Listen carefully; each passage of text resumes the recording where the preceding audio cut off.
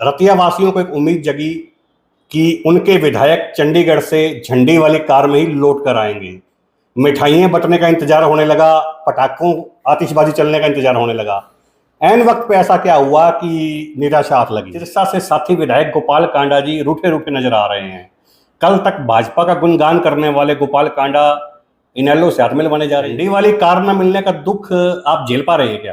नहीं, हमें तो कोई दुख है ही नहीं। मैं तो एक सामान्य कार्यकर्ता हूँ। 2014 में भारतीय जनता पार्टी ज्वाइन की थी मैंने, और 2014 में भी मेरी नाम पे विचार हुआ। आपको भी रतिया से टिकट कटने का डर तो नहीं हो गया जो लोकसभा जाना चाह रहे हैं? विधायक के अगला स्टेप तो सांसद का ही है, तो सबकी इच्छा रहती है। पिछले 4 साल की बात करें तो जो रतिया के अंदर विकास कार्य हुए हैं, आप रोज पढ़ रहे हैं कि आज 8 करोड़ की, आज 10 करोड़ की, 55 करोड़ की, चाहे वो बात हो नहरी पानी के वाटर वर्क्स की, जाए 185 करोड़ रुपए की सड़क जो बुढ़लाडा बॉर्डर से लेके पंजाब बॉर्डर से लेके राजस्थान बॉर्डर तक की हो, हांसपुर फतेहाबाद रोड की, और बहुत से जो खेत खलियान के रास्ते, इतना विकास माननीय मनोहर लाल जी के नेतृत्व में रतिया में हुआ है। पिछली बार जो भारतीय जनता पार्टी की हमारी सांसद थी सुनीता दुग्गल जी, 40,000 के करीब की लीड थी, और उसको हम बढ़ा के 50,000 से भी ऊपर करने की हमारी इच्छा है। भारतीय जनता पार्टी के जो सरकार बनी 2014 में माननीय मनोहर लाल जी के नेतृत्व में जो काम हुए, आज उन्हीं के वजह से हरियाणा के अंदर बीजेपी का माहौल, जो 10 की 10 सीटें हम जीतने की बात कर रहे हैं, बना है उनके नेतृत्व में। और जो हमारे नायब सैनी जी है जो मुख्यमंत्री बने, उसको आगे बढ़ा। ये तो हमारे वो तो सीनियर साथी है, तो मैं एक छोटा सा कार्यकर्ता हूँ, मैं इस पे नहीं बोल। नमस्कार, मैं हूं तरुण गोयल। हरियाणा की गूंज के विशेष कार्यक्रम आमना सामना में आपका स्वागत है। आज सवालों का कटघरा होगा और कटघरे में रतिया के विधायक लक्ष्मण नापा होंगे। लक्ष्मण नापा से जानेंगे कि हरियाणा के नवनियुक्त सीएम नायब सैनी के होने वाले मंत्रिमंडल विस्तार में उनको जगह मिलने की पूरी चर्चाएं जो थी बाजार में थी, लेकिन ऐन वक्त पे ऐसा क्या हुआ कि उन्हें चंडीगढ़ से खाली हाथ लौटना पड़ा। बहुत बहुत स्वागत है लक्ष्मण नापा साहब। सबसे पहले तो मैं आपके हरियाणा गूंज के सभी जो दर्शक हैं, जो आपके शुभ चिंतक हैं, मैं उनको शुभकामनाएं देता हूं कि, और मैं आपका धन्यवाद करता हूं आपके चैनल का कि आपने मुझे यहाँ आज आमंत्रित किया। बहुत बहुत स्वागत है नापा साहब। नापा जी, रतिया वासियों को एक उम्मीद जगी कि उनके विधायक चंडीगढ़ से झंडी वाली कार में ही लौट कर आएंगे। मिठाइयां बंटने का इंतजार होने लगा, पटाखों आतिशबाजी चलने का इंतजार होने लगा। ऐन वक्त पे ऐसा क्या हुआ कि निराशा हाथ लगी? नहीं, ऐसी कोई बात नहीं है कि देखो, ये राजनीति है।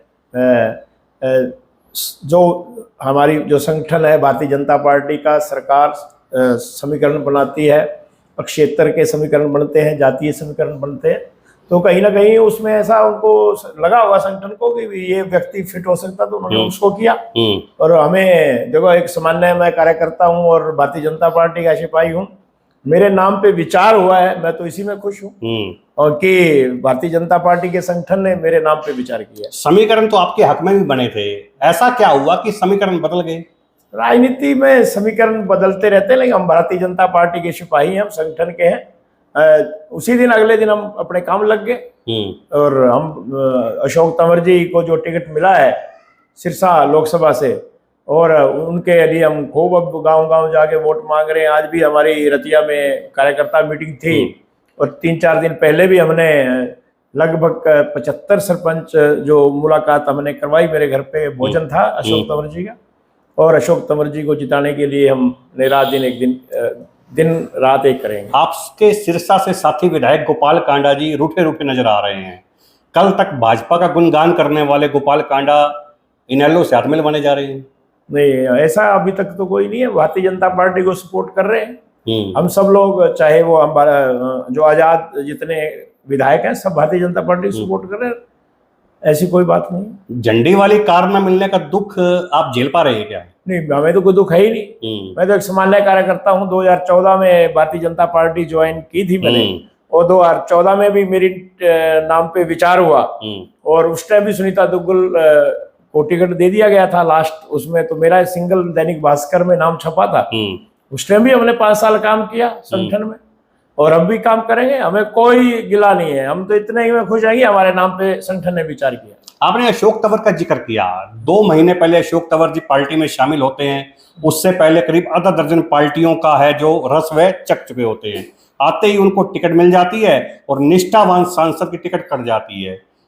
क्या लगता है कि जो पुराने कार्यकर्ता नाराज नहीं होंगे क्या? ये देखो, भारतीय जनता पार्टी हाईकमान का फैसला है। उनके बहुत से सर्वे जो होते हैं, बहुत से उन्होंने समीकरण बनाने होते हैं, और अशोक तंवर को उन्होंने कोई टिकट दिया तो सोच समझ के दिया है। ये हमारा इसमें कोई रोल नहीं है, ये तो हाईकमान का फैसला है। जो भारतीय जनता पार्टी जिस किसी को कार्यकर्ता को यहाँ टिकट दी, मैं भी टिकट मांग रहा था सिरसा से, और मेरे नाम पे भी विचार हुआ, लेकिन कोई बात नहीं, जिसको भारतीय जनता पार्टी ने टिकट देकर भेजा हम तो उसके साथ खड़े। कहीं आपको भी रतिया से टिकट कटने का डर तो नहीं हो गया जो लोकसभा जाना चाह रहे हैं? नहीं नहीं, ऐसी कोई बात नहीं, हम तो पार्टी के कार्यकर्ता हैं, भारतीय जनता पार्टी के सिपाही हैं। मेरे से आप कई पत्रकारों ने पूछा कि हमें जो पार्टी हमारी जिम्मेदारी लगाएगी, वो चाहे लोकसभा की लगाए चाहे विधानसभा की लगाए, हम करेंगे। सिपाही से थानेदार, थानेदार से एसपी, एसपी से महानिदेशक बनने की इच्छा तो रहती होगी ना? पूरी भारतीय जनता पार्टी यही है कि जो कोई सरपंच बनता है, जिला परिषद का सदस्य बनता है, उसके बाद विधायक बनता है, तो विधायक के अगला स्टेप तो सांसद का ही है। तो सबकी इच्छा रहती है। टिकट को लेकर कितना आश्वस्त हैं आप? टिकट भारतीय जनता पार्टी का जो संगठन, देखो, हम अगर पिछले 4 साल की बात करें तो जो रतिया के अंदर विकास कार्य हुए हैं, आप रोज पढ़ रहे हैं कि आज 8 करोड़ की, आज 10 करोड़ की, 55 करोड़ की, चाहे वो बात हो नहरी पानी के वाटर वर्क्स की, जाए 185 करोड़ रुपए की सड़क जो बुढ़लाडा बॉर्डर से लेके, पंजाब बॉर्डर से लेके राजस्थान बॉर्डर तक की हो, हांसपुर फतेहाबाद रोड की, और बहुत से जो खेत खलिहान के रास्ते, इतना विकास माननीय मनोहर लाल जी के नेतृत्व में रतिया में हुआ है। तो देखो, हम एक्टिव रहते हैं, कोई ऐसी बात नहीं है। बहुत जो भारतीय जनता पार्टी करेगी उनके सिपाही हैं। आपने सड़कों का जिक्र किया, रतिया फतेहाबाद मुख्यालय का जो सड़क किसी से छिपी नहीं है, खस्ता हाल में है। वो शुरू हो गया काम शुरू हो चुका है। आप देखेंगे तो अभी साइडों में हो रहा है, तो वो उसी की सड़क की तो बात कर रहा हूँ, वो काम शुरू हो चुका है। क्या लगता है कि 9 महीने के अंदर बन के सड़क तैयार हो जाएगी? रिपोर्ट कार्ड तैयार हो गया है क्या? खबर है कुछ? नहीं, रिपोर्ट कार्ड तो सबका, भारतीय जनता पार्टी का संगठन है, उन्होंने सब कैमरे फिट कर रखे हैं आपने, उनके पास सब रिपोर्ट कार्ड है, कौन एक्टिव है, कौन आपके लोगों में के बीच में रहता है, नहीं रहता, सब पता है। अशोक तंवर जी के जनसंपर्क अभियान में आपने तेजी लाई हुई है, साथ साथ में अपना अभियान भी चला रहे हैं क्या? तो मेरा तो चलेगा ही। अब जब हम अशोक तंवर जी वहां से सांसद बनेंगे तो फिर रतिया से हम यही चाह रहे हैं कि पिछली बार जो भारतीय जनता पार्टी की हमारी सांसद थी सुनीता दुग्गल जी, 40,000 के करीब की लीड थी, और उसको हम बढ़ा के 50,000 से भी ऊपर करने की हमारी इच्छा है कि रतिया में एक बहुत बड़ी लीड अशोक तंवर लेके जाए। चुनावों से ठीक पहले प्रदेश के पूर्व मुख्यमंत्री मनोहर लाल खट्टर को बदलने की आवश्यकता क्यों पड़ी? ये भी संगठन के फैसले हैं, भारतीय जनता पार्टी का संगठन का फैसला है। कहीं ना कहीं विधायक दल की बैठक में भी तो विचार विमर्श हुआ होगा ना? ये भारतीय जनता पार्टी का फैसला है, संगठन का फैसला, उसमें हम कुछ भी नहीं कह सकते। विधायक दल का नेता चुनना है, विधायकों की सुनी नहीं जाती है? नहीं, ऐसी कोई नहीं, विधायकों से भी राय ली जाती है, लेकिन जब संगठन ने कहा कि एक युवा व्यक्ति हरियाणा की बागडोर संभाले और माननीय मनोहर लाल जी का कोई और जिम्मेवारी तय करने जा रहे हैं, उन्हें करनाल से टिकट भी दे दिया गया है और वो संगठन उनके लिए जिम्मेवारी तय कर रहा है, तो ये सब तय जो तैयारियां हैं या जो जिम्मेवारियां तय होती हैं वो संगठन तय करता है। लगता नहीं कि एक वर्ग इससे नाखुश होगा? नहीं, ऐसी कोई बात नहीं है। देखो, कोई नाखुश नहीं है। भारतीय जनता पार्टी के जो सरकार बनी 2014 में माननीय मनोहर लाल जी के नेतृत्व में जो काम हुए, आज उन्हीं के वजह से हरियाणा के अंदर बीजेपी का माहौल, जो 10 की 10 सीटें हम जीतने की बात कर रहे हैं, बना है उनके नेतृत्व में। और जो हमारे नायब सैनी जी है जो मुख्यमंत्री बने, उसको आगे बढ़ाएंगे। एक युवा साथी हैं हमारे, सांसद रहे हैं, मंत्री रहे हैं, अभी प्रदेश अध्यक्ष बनाए और अब मुख्यमंत्री बने हैं, और एक सामान्य परिवार से आए हैं, तो हरियाणा और आगे बढ़ेगा। विपक्षी पार्टी तो डम्मी सीएम तक कहती है नायब सैनी को। नहीं, ऐसा है, नायब सैनी एक ऊर्जावान व्यक्ति है, जो उसका देखो आप, जब हमारे विधानसभा जिस दिन विश्वास मत हासिल किया तो किसी को जवाब नहीं आया विपक्ष को, और कितने गज के बोले हैं वो। हर एक विपक्ष का एक जो उन्होंने जो कोई बात रखी थी विपक्ष ने, उसका जवाब दिया। अनिल विज क्यों नाराज हो गए थे? नहीं, ये मेरे लेवल की बातें नहीं है। तरुण जी विधायक साथी हैं। तरुण जी, ये मेरे लेवल की बात है। मैं बताता हूँ आपको, मैं बताता हूँ जानकारी जुटा रहा था। मेरे पास एक जानकारी थी कि अनिल विज लक्ष्मण नापा जी का बड़ा सम्मान करते हैं। लक्ष्मण नापा मेरा सम्मान सब करते हैं। हाँ। माननीय मनोहर लाल जी करते हैं, नायब सैनी जी करते हैं, हमारे सीनियर है, 6 बार के विधायक हैं, हमारे मंत्री रहे हैं। उनका जन्मदिन था तो मैं उनको अभी विश करके आया। आज माननीय हमारे नायब सैनी जी आज उनके घर पे 45 मिनट घर पे चाय पी के आए हैं। क्या लगता है 45 मिनट की जो मुलाकात है जख्म भर पाएगा अनिल विज के? देखो ये तो हमारे वो तो सीनियर साथी है, तो मैं एक छोटा सा कार्यकर्ता हूँ, मैं इस पे नहीं बोल सकता। वो उनका मामला, मेरा इसमें कुछ नहीं। लक्ष्मीनापा जी, कल ईडी ने दिल्ली के मुख्यमंत्री अरविंद केजरीवाल को गिरफ्तार किया है शराब आबकारी नीति में। विपक्ष कहता है कि भाजपा सरकार तानाशाह सरकार हो गई है। क्या लगता है कि तानाशाही कर रही है सरकार? देखो, जो ये शराब नीति का मामला था, तो उसमें अभी बातें निकल के आ रही हैं। अभी ये जो गोवा के अंदर प्रचार हुआ, उसके अंदर ये पैसा लगा। आज ईडी ने कोर्ट में कहा है कि 45 करोड़ रुपए यहाँ से गए, और गोवा में जो प्रचार हुआ है, जब हम यहाँ पंजाब में निकलते थे इतने बड़े बड़े होर्डिंग, और कहाँ से आता है ये? जो आम आदमी पार्टी की सरकार थी, जब आम आदमी पार्टी कहते थे, तो आज देखो वो केजरीवाल के उसमें घर पे कितना पैसा लगा है। तो ये हमारे मनोहर लाल जी आज भी है, वो उन्होंने, आज हम पढ़ रहे थे कि आज रूम बुक करवाया वहाँ हरियाणा भवन में, तो 2000 रुपए दे के वहां करवाया उसने। वो एक अभी मुख्यमंत्री नहीं है, तो सामान्य जीवन जी रहे। विपक्षी पार्टियां लगातार भाजपा को तानाशाही सरकार कह रही है, इससे कितना सहमत है? लोकतंत्र है भारत क्या, जो विश्व का सबसे बड़ा लोकतंत्र भारत है, भारत में है। और इतना बड़े बहुमत से माननीय मोदी जी प्रधानमंत्री बने, 2014 में बने, 2019 में फिर बने, और तीसरी बार फिर अब 400 पार का नारा है। और लगातार वो 12 साल सीएम रहे गुजरात के, और लगातार 10 साल से इधर प्राइम मिनिस्टर है। तो तानाशाही कैसे? जनता द्वारा चुने हुए प्राइम मिनिस्टर है। तानाशाही तो वो होती है ना, जैसे पाकिस्तान के अंदर है, चाइना के अंदर है। यहाँ क्या है? यहाँ तो लोकतंत्र है, जनता द्वारा चुने गए। विपक्षी लगातार गुहार लगा रही है कि यदि इस बार भी मोदी सत्ता में आ जाते हैं तो एक तरफा तानाशाही करेंगे। तरुण जी देखो, अगर उनको ये डर है, अगर मोदी जी एक बार आए तो जो गरीबों के लिए काम पेंडिंग पड़े हैं, जो देश विकसित भारत की हम 2047 की बात कर रहे हैं, विकसित हरियाणा की बात कर रहे हैं, तो वो होगा। वो तो अगर अभी 5-10 साल में माननीय मोदी जी ने देश का नक्शा बदल दिया, तो आगे काम करेंगे। उनको लगेगा अभी हमारी तो दुकानदारी बंद होगी, तो उनको यही डर लग रहा है अभी हमारी दुकानदारी बंद हो जाएगी। और कोई नहीं है, ये लोकतंत्र है। लोकतंत्र आपके हिसाब से चलता है, जनता द्वारा चुने हुए व्यक्ति हमारे एक प्रधानमंत्री है। लोकसभा के चुनावों के तुरंत बाद है विधानसभा के चुनावों की घोषणा हो जाएगी। तैयारियां कैसी है आपकी? हमारी तैयारियां तो, भारतीय जनता पार्टी की तैयारियां तो रहती हैं। अब देखो, आप कांग्रेस का कोई कैंडिडेट का नाम नहीं आ रहा, इनके पास संगठन नहीं है। भारतीय जनता पार्टी पन्ना प्रमुख तक पहुंच गई। और आज देखो, आप आज हमारे 7 उन्होंने विधानसभाओं में, मेरे ख्याल तो उन्होंने अपनी मीटिंगें कर ली। अशोक तंवर ने आज 2 हमारी थी, रतिया फतेहबाद की, कल वहां परसों टोहाना की थी।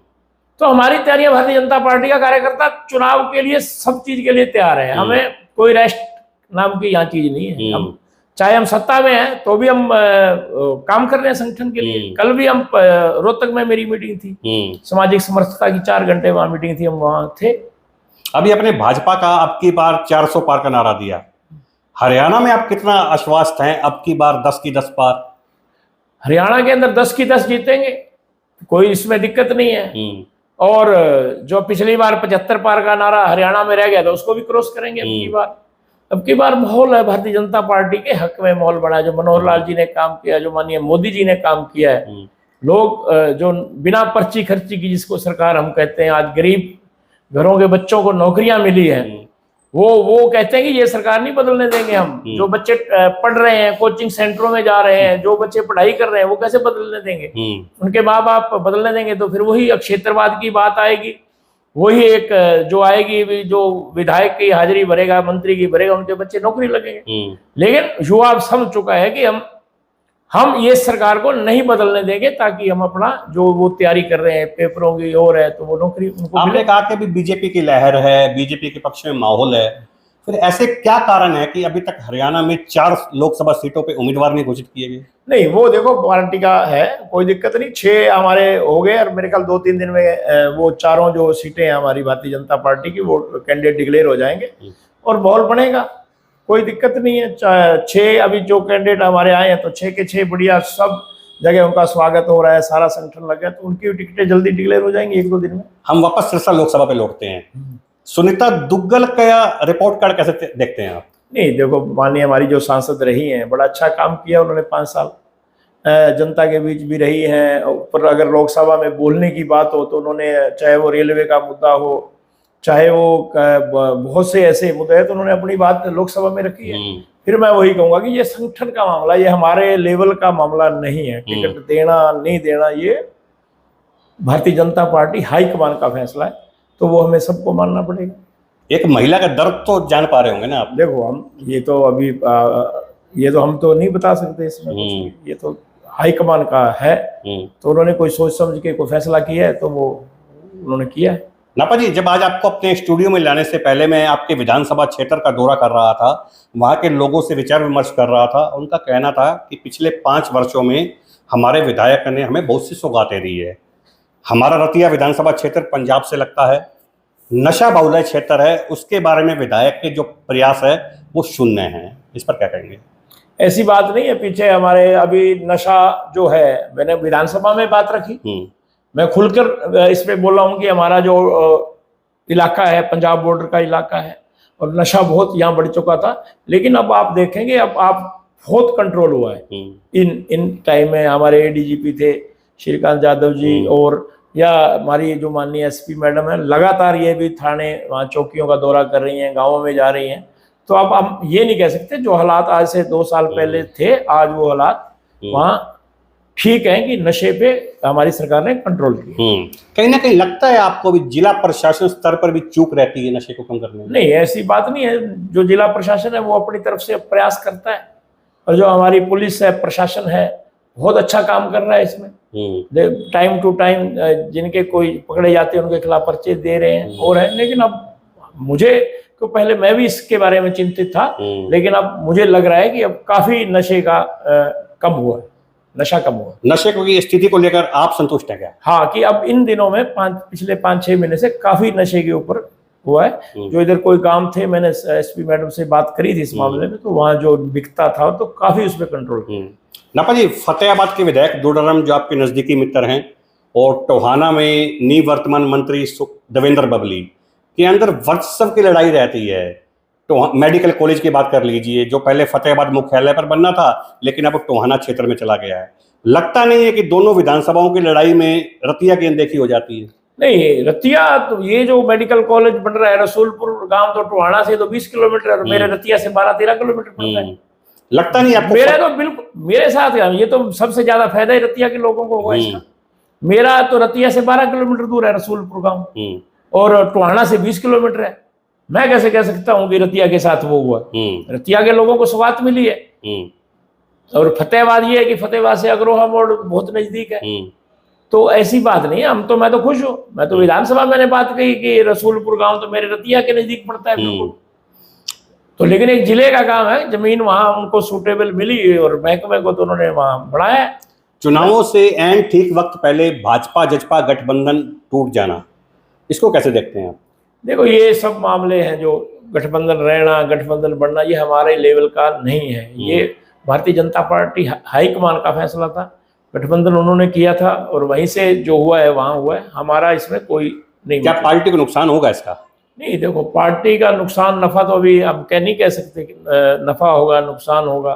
अगर देखो, पहले भी चुनाव हम अलग अलग लड़े थे, जजपा और बीजेपी, और लेकिन उसके जब चुनाव के रिजल्ट आए और हमारी कुछ सीटें कम रही तो हमने समझौता किया। अब फिर वो ये चुनाव फिर हम अलग लड़ रहे हैं। तो इसमें ऐसी कोई बात नहीं है कि नुकसान होगा नफा होगा, वो तो जनता के हाथ में है, जिसको चाहेगी वो बनेगा। भाजपा के वरिष्ठ नेता कैलाश विजयवर्गीय का बयान आया कि बदनामी हो रही थी गठबंधन में। क्या 4.5 साल लग गए ये देखने में? लगता है आपको? देखो, वो भी हमारे सीनियर नेता हैं। मुझे इसके बारे में कोई ज्ञान नहीं है, ना मैंने वो कोई उनका इंटरव्यू सुना है। हर एक नेता है, उसकी आपकी सोच होती है। मैं इस बारे में कुछ नहीं बोलूँगा। नपा साहब, फिर 2024 पर लौटते हैं। विजन क्या है आपका 2024 के चुनावों में? 2024 का विजन एक ही है, नरेंद्र मोदी की जो गारंटी है कि जो चीज मोदी जी कहेंगे वो करेंगे। विश्वकर्मा योजना देख लो, गरीब के लिए, जो हमारे लोग हैं पिछड़ा वर्ग के, अनुसूचित जाति के, जो हाथ से अपना काम करते हैं, उनको 1-1 लाख रुपए की बिना गारंटी कोलेटरल के लोन की बात है। 15,000 उनके हथियार लेने के लिए सरकार उनको फ्री देगी, वो स्कीम होगी। और 13,000 करोड़ का बजट माननीय मोदी जी ने इसके लिए किया है। बहुत एक अच्छी योजना। तो इस जनता कहेगी कि ऐसी सरकार हमें चाहिए। जो योजनाएं माननीय मोदी जी ने शुरू की हैं, अगर ये सरकार बदल गई तो फिर वो तो हम बीच में रह जाएंगे। हाँ, जो फ्री अनाज आज दे रही है गवर्नमेंट गरीब के लिए, मकान दिए सबको फ्री, उज्ज्वला सिलेंडर दिया है, सभी को शौचालय मिला है, तो ये ऐसे ऐसे कार्य माननीय मोदी जी के नेतृत्व में हुए देश में। और कांग्रेस हमेशा ये जो गरीबी हटाओ का नारा देती थी, गरीबों के वोट लेकर फिर भूल जाती थी, आपकी कोठियों में, बड़ी बड़ी कोठियों में बैठे रहते थे। हम तो आज विधायक हैं, हमारे जो सांसद हैं हमेशा जनता के बीच रहते हैं। विपक्ष का कहना है कि मूलभूत सुविधाओं से आम आदमी को है मोदी सरकार ने वंचित कर दी। पेट्रोल है, कीमतें आसमान छू रही है, गैस की कीमतें आसमान छू रही है, मकान बनाना जहाँ पहले सस्ता हुआ करता था अब 2 गुने रेट हो गए हैं। इस पर क्या कहना चाहेंगे? देखो, पहले पेट्रोल पंप, गैस एजेंसियों कितनी लंबी लंबी लाइनें लगती थी। सबसे जब पाकिस्तान की बात करें और करें तो हमारे तो यहाँ सस्ता है। यहाँ राजस्थान में कांग्रेस की सरकार थी, कितना फर्क था हमारा डीजल पेट्रोल का, वो तो कांग्रेस की थी सरकार। लेकिन अभी गैस सिलेंडर की बात करें तो कितनी कितनी लंबी लाइनें लगा करती। आज लोगों को घर बैठे सिलेंडर मिल रहा है और जो सब्सिडी है उनके खाते में जा रही है। तो हम कैसे कह सकते हैं कि लोग वो हैं? लोग तो खुश हैं। सब्सिडी जो आ रही है क्या वो काफी है क्या? अब तो उज्ज्वला की तो माननीय अपने हमारे जो माननीय प्रधानमंत्री जिन्होंने 300 रुपए और कर दिए, 100 रुपए सिलेंडर का डाउन रेट कम किया, तो लोगों को राहत मिली है। पहले आप इनेलो पार्टी में रहे, अब आप भाजपा से हैं, क्या फर्क मानते हैं दोनों पार्टियों में? देखो, सब जहां जहां पार्टी रहते हैं, हर एक आपकी संगठन की पार्टी है। लेकिन यहाँ आके हमने देखा कि जो भारतीय जनता पार्टी है, यहाँ जो मेहनत करता है, जो मेहनत करेगा उसको यहाँ मिलेगा कुछ ना कुछ। देखो, अभी बलदेव ग्रोहा जी मेरे साथी हैं, उनको टिकट नहीं मिला, वो जिलाध्यक्ष हैं। रविंद्र बलियाड़ा जी रतिया से टिकट मांग रहे थे, वो SC आयोग के चेयरमैन हैं। वेद फुल्ला जी फतेहवा से टिकट मांग रहे थे, उनको आज चेयरमैन बनाया है सरकार ने। भारत भूषण मिड्डा जी यहाँ से टिकट मांग रहे थे और विस्तार की योजना है, लगातार 6-7 साल से काम कर रहे थे, उनको सरकार ने चेयरमैन बनाया। तो भारतीय जनता पार्टी ऐसी हमारी पार्टी है, ऐसी सरकार है इनकी कि जो व्यक्ति को पहचानती है, उनके अंदर गुण देखती है भी ये है तो उसको एडजस्ट करती है। मतलब मान लिया जाए भी विधायकी का सपना देखने वालों को चेयरमैनी का लॉलीपॉप दे दिया जाता है। नहीं, ऐसे नहीं, लॉलीपॉप क्या है? सरकार जिम्मेवारियां तय करती है, संगठन में करती है, सरकार में करती है। जिसको चुनाव लड़ाना है तो उनको भी चुनाव लड़ाती है। ये कोई बहुत मान सम्मान किया है पार्टी ने। आपकी टिकट को लेकर तो संगठन में बातचीत अच्छी चल रही होगी ना? बात, हम तो अपना काम में काम कर रहे हैं, कार्य बोलता है, कोई दिक्कत कोई है नहीं कहीं प्रकार की। कोई हमारे सरपंच एक हमारे खिलाफ नहीं, कोई पार्टी का कार्यकर्ता नहीं, सब साथ, सबको साथ लेके चलता हूँ मैं। और कोई अगर कोई ऐसी है तो अभी हमारे पास टाइम है, ऐसा कोई बात नहीं है। बहुत काम हमने पहले करवाए हैं, आने वाले जो अभी आचार संहिता के हटने के बाद जो हमारे पास 3-4 महीने बचेंगे, पूरा रतिया के लिए विकास के कामों की कमी नहीं रहने। कौन कौन से प्रोजेक्ट पाइपलाइन में है? वो एक स्टेडियम का है, जो बढ़िया एक रतिया में स्टेडियम बनवाना है। अभी 1 करोड़ 23 लाख रुपए उसकी भर्ती का टेंडर लग चुका है, और उसके बाद 5-4 करोड़ का एक स्टेडियम। और बहुत से अभी जो कुछ सड़कें अभी रह रही हैं हमारी, और ये जो एक नाली जो नदी है घग्गर हमारे वहाँ बहती है, हम ये सोच रहे हैं भी एक यहाँ भी एक अच्छा पुल बने। और एक बाईपास का मेरा सपना है, जो कि वो भी एक टेंडर लग चुका है 17 लाख रुपए, उसका जो हम नक्शा उसका बनना है, और वो टेंडर लग के वो काम भी शुरू हो चुका है। 500 करोड़ का ये प्रोजेक्ट है बाईपास का। तो ये भी है कि एक बाईपास बने तो जो हमारे ट्रैफिक का ज़्यादा उस पर भार है शहर में वो हटे, और शहर के अंदर एक पार्किंग बने, और वहाँ कुछ गोडाउन है हमारे वेयर हाउस के, मार्केटिंग बोर्ड के, वो बाहर निकालने। एक नई अनाज मंडी का प्रोजेक्ट है जो वो पाइपलाइन में है टोहाना रोड पे, वो जल्द हम करवाने जा रहे हैं। और बहुत बड़ा काम जो रतिया का मास्टर प्लान जो बनके तैयार हो गए, माननीय DC साहब के यहाँ से बन चला गया है चंडीगढ़, और इस आचार संहिता के हटने के बाद CM साहब के उसमें एक मीटिंग होनी है, और रतिया का मास्टर प्लान बनके तैयार जब होगा, उसकी जब नोटिफिकेशन होगा तो रतिया फिर अब बहुत आगे बढ़ेगा। पूर्व मुख्यमंत्री मनोहर लाल खट्टर करनाल के न होकर पूरे प्रदेश का समान विकास करवाते थे। क्या लगता है कि नायब सैनी सिर्फ कुरुक्षेत्र तक तो सीमित नहीं रह जाएंगे? नहीं, ऐसी बात नहीं। नायब सैनी बहुत हमारे युवा मुख्यमंत्री हैं, उनके अंदर एक जज्बा है। वो हमारे, मैं पहले कह चुका हूँ कि वो मंत्री रहे हैं, सांसद रहे हैं, उनके पास बहुत अनुभव है, वो भी प्रदेश अध्यक्ष थे, तो वो कुशल रहे। वो सारे प्रदेश के मुख्यमंत्री हैं तो सारे विकास करेंगे। मनोहर लाल जी का ही तो वो शिष्य रहा है, वो खुद कहता है। तो मनोहर लाल जी ने जैसे विकास के कार्य किए, नायब सैनी जी ऐसे करेंगे।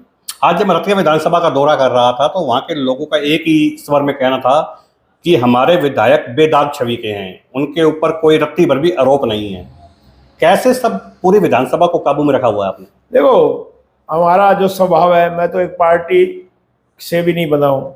जो भी कोई कार्यकर्ता आता है, किसी भी पार्टी से जुड़ा है, कोई समाज सेवी है, किसी की कोई फोन आता है, कोई अखबार में मैं पढ़ लेता हूँ, जैसे शहर के अंदर देखे कूड़े का कोई ढेर लगा है या आज यहाँ कोई दिक्कत है, अखबारों में छपती है, तो उसी टाइम मैं अफसर को व्हाट्सएप डालता हूँ कि ये दिक्कत है, ये करो। और मुझे कोई ज़्यादा पार्टी का भी नहीं है, भारतीय जनता पार्टी के कार्यकर्ताओं की तो मैं सुनता ही हूँ। जो भी हमारे और पार्टियों में मेरे सब दोस्त हैं, मित्र हैं, उनसे भी विचार हम कर लेते हैं कि क्या शहर की में क्या मांग है या हल्के की क्या मांग है, तो हम सुनते हैं। 2-3 काम थे, जैसे बलियाड़ा गांव में एक था सड़क का मामला, वो हमने ठीक किया। कोर्ट में मामला था, कुछ घर वहां आ रहे थे, लेकिन वो ठीक किया। अभी एक पुल का मामला है भूना रोड के ऊपर, अब उसका भी हमने ऊपर से जमीन एक्वायर की परमिशन ली है सरकार से, वो भी कोर्ट में मामला था, वो स्टे हटवाया हमने, और उसको भी जल्द उसकी निशानदेही करा के वो पुल हम जल्दी चालू कर रहे हैं। रतिया के लोगों का एक निराशा भी थी कि पिछले 4.5 वर्षों में हमारे विधायक साहब कोई बड़ा उद्योग नहीं लगा पाए हैं।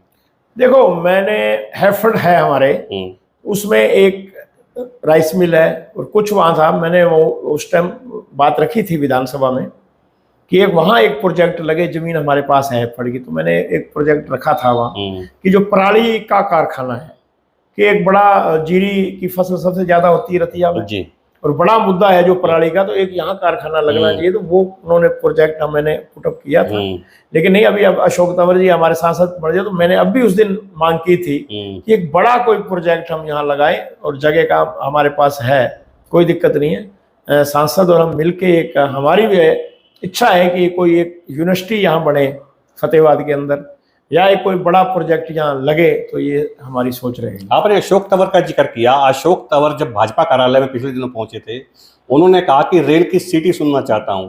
विपक्ष ने तुरंत कहा कि रेल की सीटी बनते बनते 15 साल तो बीत गए हैं। वो बात भी मैंने ही कही थी।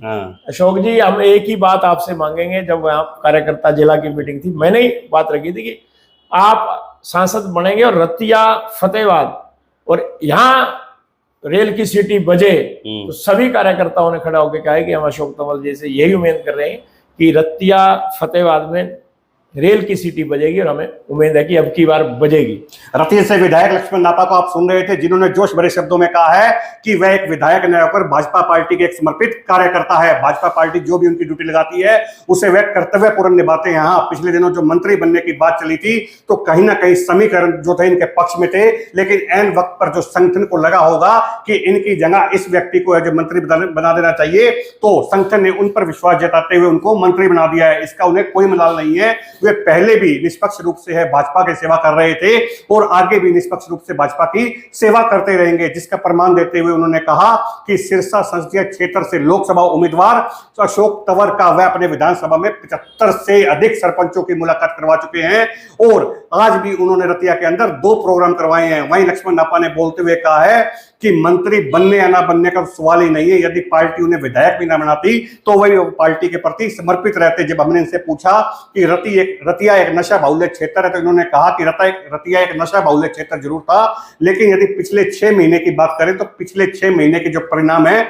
वह चौंकाने वाले हैं। क्योंकि जिला प्रशासन की बात कर लीजिए, वह हरियाणा सरकार की बात कर लीजिए, दोनों ही जगह से हैं सार्थक परिणाम निकलकर सामने आ रहे हैं। जब वह रतिया के अंदर जाते हैं तो हर जगह से यही बात निकलकर सामने आती है कि पहले के मुकाबले जो नशे की स्थिति है वह काबू में है। जब हमने इनसे पूछा कि 2024 के चुनावों में क्या मिशन है, तो इन्होंने कहा कि अब की बार 400 पार के साथ साथ लोकसभा की 10 सीटें भी है मनोहर लाल जी के नेतृत्व में और नायब सिंह सैनी के नेतृत्व में है, माननीय नरेंद्र मोदी की झोली में डाल दी जाएगी। ये तो आने वाला समय है जो साफ हो जाएगा कि लक्ष्मण नापा के प्रयासों से 10 की 10 लोकसभा की सीटों के बाद छोड़ दीजिए, क्या सिरसा लोकसभा उम्मीदवार अशोक तंवर भारी मतों से जीत पाएंगे या नहीं। अभी तक कांग्रेस पार्टी ने अपना उम्मीदवार घोषित नहीं किया है। कांग्रेस पार्टी के उम्मीदवार घोषित होने के बाद है स्थिति साफ हो जाएगी कि लक्ष्मण नापा की बातों में कितना जोर है। वही लक्ष्मण नापा ने साफ तौर पर कहा है कि उनका रिपोर्ट कार्ड बनकर तैयार हुआ है नहीं हुआ है संगठन को मालूम है, लेकिन उनका काम बोलता है। रतिया के अंदर उन्होंने अनेक विकास करवाए हैं, करोड़ों रुपए की सौगात रतिया वासियों को दी है, और आचार संहिता के तुरंत बाद 500 करोड़ रुपए से अधिक के प्रोजेक्ट पाइपलाइन में है, जिसे आचार संहिता लगने के तुरंत बाद है। काम है जो करवा दिया जाएगा। ये तो आने वाले समय में साफ हो जाएगा। यदि लक्ष्मण नापा 2024 में विधायक के पद के उम्मीदवार बनते हैं तो रतिया वासी इनके काम से कितना खुश होकर इन्हें सम्मान देते हैं या इनको है नकारते हैं, यह 2024 के चुनावों में साफ हो जाएगा। कैमरामैन जयपाल के साथ तरुण गोयल, फतेहाबाद, हरियाणा की गूंज।